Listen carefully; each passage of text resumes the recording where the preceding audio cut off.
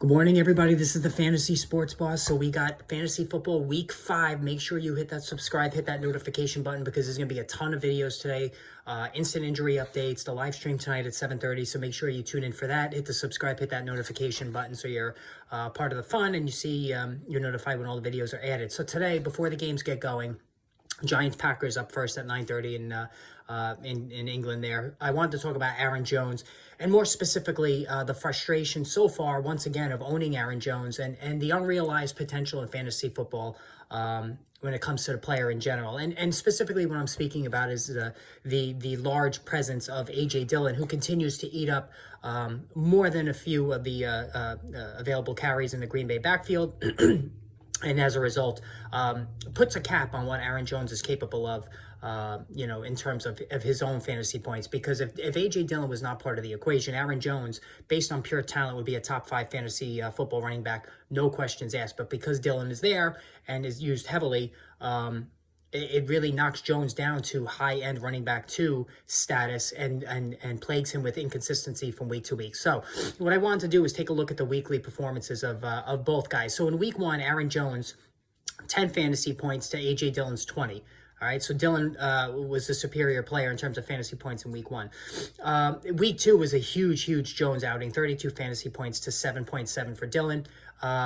Week 3, Dillon slightly ahead, 5.80 fantasy points to 5.70 for Jones. And then last week, Jones comes out on top, 14.5 fantasy points to 9.4 to Dillon. But here's the thing. When you look at the totality of the numbers, A.J. Dillon, 57 carries to Aaron Jones's 48. So certainly the setup of the offense has a slight lean to Dillon when it comes to the carries. But here's the crazy part.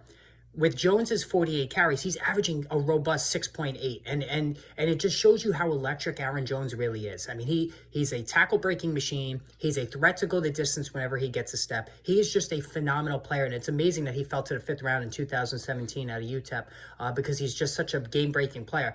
A.J. Dillon, on the other hand, he looks like a classic plotter, 3.7 per carry on his 57 carries. Has lacked explosion, speed, you name it.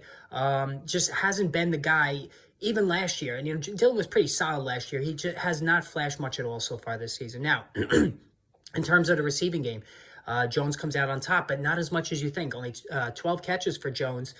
3 catches in every game, so at least he's consistent. A.J. Dillon, 9 catches. So, again, while Aaron Jones clearly is a superior player, the more explosive player, A.J. Dillon is capping his value on a weekly basis. And for me, when it comes to fantasy running backs, 15 points is the line of demarcation for me when it comes to a really good outing. So based on that metric, Jones has only exceeded that one time, and same as Dillon, all right? Dillon's been in single digits, though, in 3 or 4 games, so he's been mostly just a flex guy, and not a great one at that.